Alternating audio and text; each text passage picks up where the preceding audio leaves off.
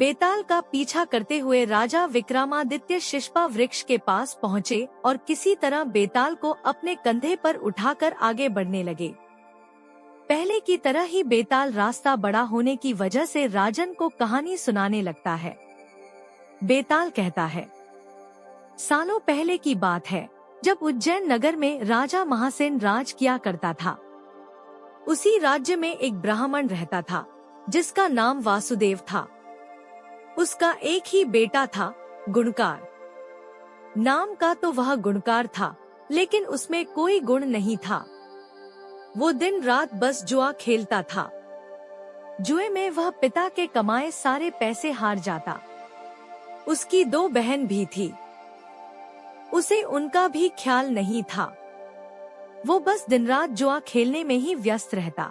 अपने बेटे का ऐसा हाल देखकर ब्राह्मण बड़ा परेशान हो गया।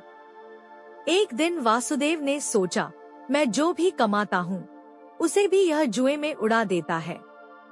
यही सोचकर उसने अपने बेटे गुणकार को घर से निकाल दिया। घर से निकलते ही वह दूसरे राज्य पहुँच गया। वहाँ वह भूखा प्यासा घूमता रहा। न तो उसे कोई काम मिला और न ही कुछ खाने के लिए। ऐसा होते होते वह एक दिन बेहोश हो गया। पास से ही गुजर रहे एक सिद्ध पुरुष ने उसे देखा तो उसे अपने साथ गुफा में ले आए। होश में आने के बाद योगी ने लड़के से पूछा, क्या खाओगे?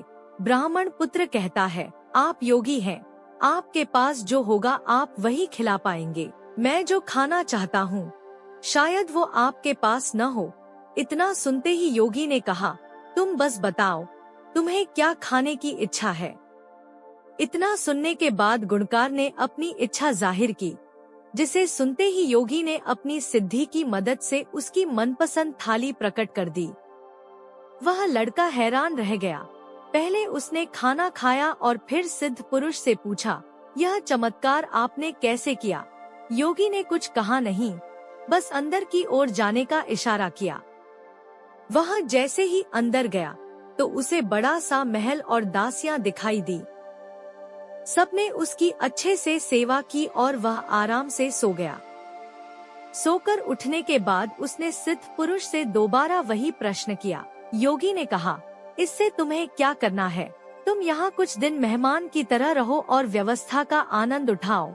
ब्राह्मण पुत्र जिद में अड़ गया और कहने लगा कि वो भी यह सिद्धि हासिल करना चाहता है। परेशान होकर योगी ने उसे विधि बता दी और कहा कि जाओ अब मन लगाकर साधना करो। कुछ समय बाद वह साधना पूरी करके आ जाता है। फिर योगी कहता है, तुम सब कुछ बहुत सही तरीके से कर रहे हो। यह पहला पड़ाव था जिसे तुमने पार किया है। अब तुम्हें दूसरे पड़ाव की ओर बढ़ना होगा। उसने कहा, मैं ऐसा ही करूँगा, लेकिन दूसरा पड़ाव शुरू करने से पहले मैं एक बार अपने घर जाना चाहता हूँ। सिद्ध योगी ने कहा, जाओ, जरूर जाओ। जाने से पहले ब्राह्मण पुत्र ने योगी से अपने परिवार के लिए तोहफे की मांग की। योगी ने अपनी सिद्धि से उसे खूब सारे तोहफे दिए। उसके बाद उसने पैसों की मांग की। सिद्ध पुरुष ने अपनी विद्या के दम पर उसे खूब सारा पैसा भी दिया। उसके बाद उसने अपने लिए अच्छे से कपड़े मांगे। योगी ने उसे वो भी दे दिए। सब कुछ लेकर वह अपने घर पहुंचा तो उसके परिवार के सभी लोग गुणकार को देखकर दंग रह गए। साथ लाए तोहफे और धन को देखकर उसके ब्राह्मण पिता ने पूछा, बेटा कहीं तुमने कोई चोरी तो नहीं की है न?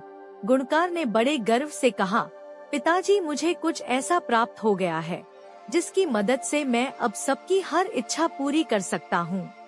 उसके पिता ने गुणकार को संभल कर रहने और अहंकार न करने की सलाह दी।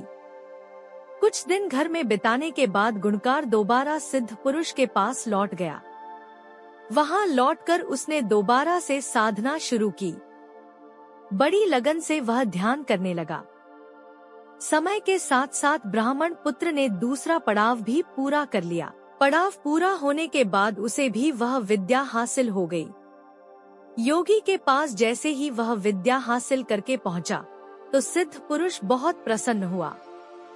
उसने गुणकार से कहा, तुमने अब विद्या हासिल कर ली है, आज तुम मुझे कुछ भोजन खिलाओ, मुझे भूख लगी है। यह सुनते ही ब्राह्मण पुत्र बेहद खुश हुआ और सिद्धि की मदद से मनचाहा भोजन हासिल करने के लिए मन में मंत्र पढ़ने लगा।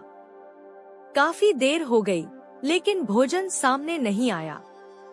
वह बहुत क्रोधित हुआ और चिल्लाने लगा, मेरी विद्या काम क्यों नहीं कर रही है? मैंने भी सिद्धि हासिल की है, उसका फल मुझे क्यों नहीं मिल रहा है? इतनी कहानी सुनाते ही बेताल चुप हो गया और राजा से पूछने लगा, बताओ इतने मन से पूरी विधि करने के बाद भी उसे सिद्धि हासिल क्यों नहीं हो पाई? विक्रमादित्य कहते हैं, बेताल, सबसे पहला कारण तो यह है कि वह विद्या हासिल करने से पहले ही घर चला गया। उसके बाद वह विद्या लालच की वजह से हासिल करना चाहता था। लालच के चलते की गई चीजों का फल कभी प्राप्त नहीं होता है। सिद्धि हासिल करने के लिए व्यक्ति को बिना लालच के कर्म करना पड़ता है। कहानी से सीख, हमें कभी भी विद्या हासिल करने का फैसला लालच की वजह से नहीं करना चाहिए और विद्या पर अहंकार हो जाए तो वह समय पर काम नहीं आती।